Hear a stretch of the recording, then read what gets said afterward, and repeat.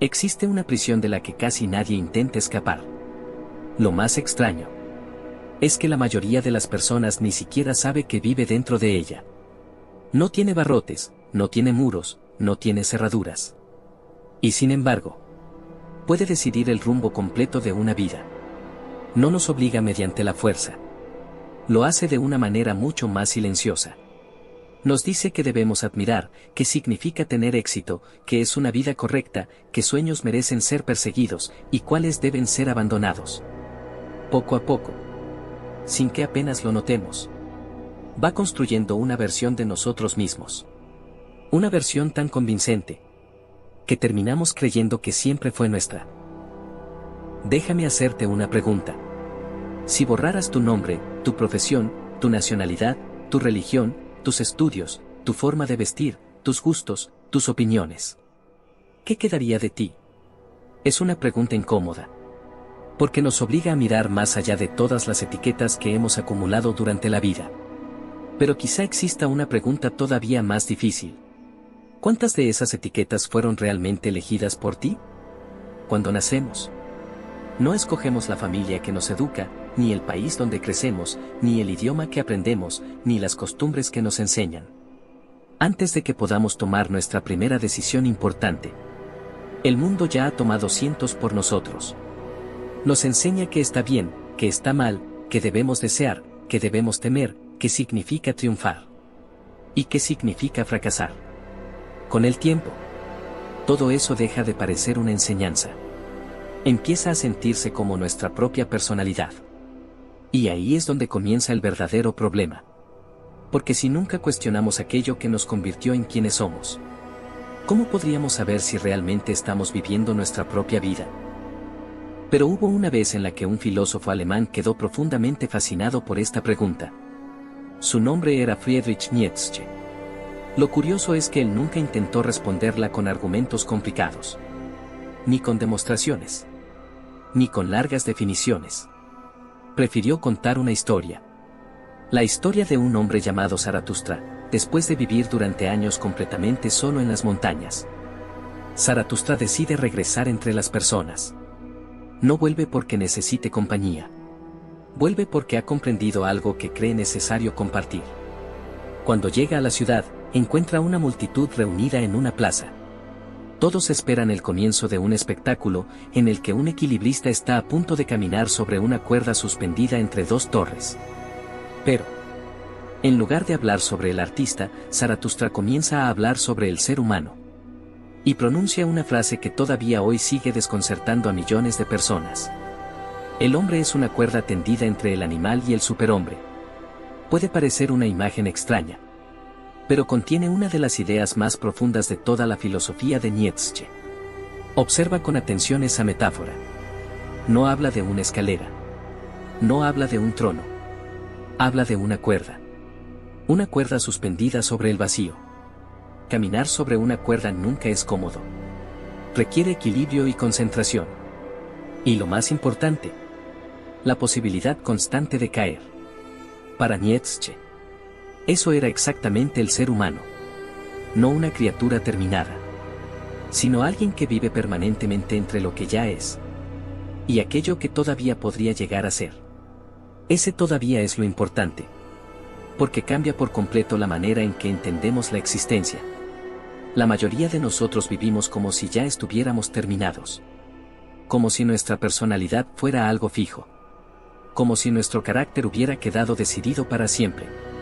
Pero Nietzsche veía al ser humano de una forma completamente distinta. Para él, nunca dejamos de convertirnos en alguien.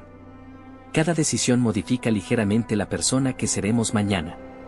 Cada miedo que evitamos enfrentar, cada oportunidad que dejamos escapar, cada verdad que aceptamos sin cuestionarla. Todo ello nos transforma. Incluso cuando creemos permanecer exactamente igual. Y entonces aparece una pregunta inevitable. Si siempre estamos convirtiéndonos en alguien, ¿quién está decidiendo en quién nos convertimos? Porque existen dos posibilidades.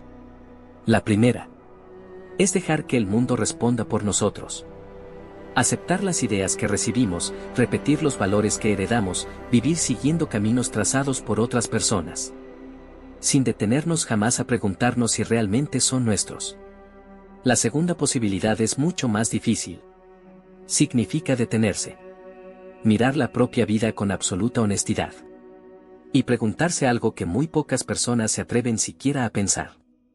Si pudiera empezar desde cero, ¿elegiría volver a convertirme en la persona que soy hoy? Responder esa pregunta exige un valor enorme. Porque si la respuesta es no, ya no podemos seguir fingiendo que nada ocurre.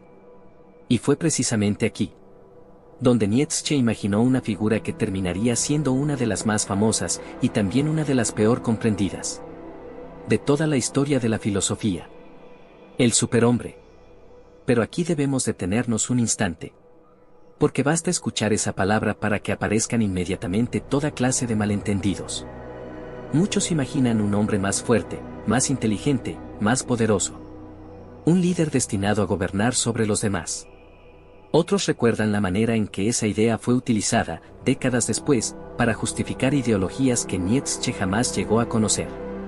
Y precisamente por eso, antes de entender qué es el superhombre, debemos comprender todo aquello que nunca fue.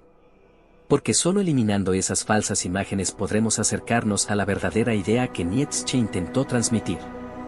Y, para descubrirla, primero tendremos que acompañar a Zaratustra en un viaje que comienza de la forma más inesperada. No con un héroe. No con un sabio. Ni siquiera con un filósofo. Sino con un camello. Puede parecer una elección extraña. Después de todo, si Nietzsche quería describir el nacimiento del superhombre, ¿por qué comenzar con un animal que carga peso sobre su espalda? Porque, para él, todos comenzamos siendo ese camello. Piensa por un momento en cómo vive un camello. Avanza durante kilómetros atravesando el desierto. Resiste el calor, soporta el cansancio. Y acepta, una tras otra, todas las cargas que otros colocan sobre él. Nunca pregunta por qué. Simplemente continúa. Nietzsche creía que, durante gran parte de nuestra vida, nosotros hacemos exactamente lo mismo. Desde pequeños aprendemos una palabra que termina gobernando nuestra existencia. Debes. Debes comportarte de cierta manera. Debes sacar buenas notas. Debes elegir una profesión respetable. Debes encontrar un buen trabajo. Debes ganar dinero. Debes casarte, debes formar una familia. Debes pensar como los demás. Debes encajar. Debes. Con el tiempo, esa voz deja de parecer ajena. Empieza a sonar como nuestra propia conciencia. Y eso es precisamente lo más peligroso. Porque llega un momento en el que ya no obedecemos a otras personas. Obedecemos una voz que vive dentro de nosotros. Una voz construida poco a poco por la familia, la escuela, la religión, la sociedad, los amigos, la cultura. Y, hoy más que nunca, las redes sociales. No todas esas enseñanzas son malas. Nietzsche jamás dijo eso. El problema aparece cuando dejamos de preguntarnos de dónde vienen. Cuando aceptamos cada carga simplemente porque siempre estuvo ahí. El camello representa esa etapa de la vida. La etapa en la que aprendemos. En la que obedecemos. En la que soportamos el peso del mundo. Y, aunque parezca una etapa negativa, no lo es. Sin el camello, no existiría el resto del viaje. Porque nadie puede liberarse de unas cadenas si antes no las ha conocido. Pero llega un momento inevitable. Un instante silencioso. Difícil de explicar. En el que algo comienza a romperse. Quizá ocurre después de una pérdida, después de una decepción, después de descubrir que aquello por lo que luchaste durante años no te hizo feliz. O quizá sucede una mañana cualquiera. Sin ningún motivo aparente, simplemente despiertas. Y sientes que ya no puedes seguir viviendo exactamente igual. Es entonces cuando el camello entra en el desierto. Nietzsche no eligió el desierto por casualidad. El desierto es el lugar donde desaparece todo aquello que nos distrae. No hay ruido. No hay aplausos. No hay opiniones. Solo queda una persona. Frente a sí misma. Y allí, en medio de ese silencio, el camello se transforma. Ahora es un león. Durante años, Muchos interpretaron al león como un símbolo de fuerza. Pero Nietzsche veía algo mucho más importante. El león representa la capacidad de decir una sola palabra. No. Una palabra sorprendentemente pequeña, pero capaz de cambiar una vida entera. No. No viviré únicamente para cumplir expectativas ajenas. No aceptaré una idea solo porque millones de personas crean en ella. No seguiré un camino simplemente porque siempre fue el más seguro. No. Por primera vez, el ser humano deja de obedecer y comienza a elegir. Ese no marca el nacimiento de la libertad, pero también del conflicto. Porque dejar de obedecer tiene un precio. Muchas veces será incomprendido. Quien decide recorrer un camino diferente, con frecuencia caminará solo. Y quizá esa sea una de las razones por las que tantas personas prefieren permanecer siendo camellos. Porque obedecer puede ser pesado, pero resulta mucho menos aterrador que decidir por uno mismo. Sin embargo, aquí aparece algo que casi siempre pasa desapercibido cuando se habla de Nietzsche. El león tampoco representa el final del viaje. Y eso cambia completamente el sentido de su filosofía. Porque destruir es relativamente fácil. Criticar, rebelarse, negar, romper. Todo eso puede hacerlo cualquiera. Las redes sociales están llenas de personas que destruyen ideas, que ridiculizan, que critican, que rechazan. Pero muy pocas crean algo nuevo. Y Nietzsche pensaba que ahí estaba la diferencia.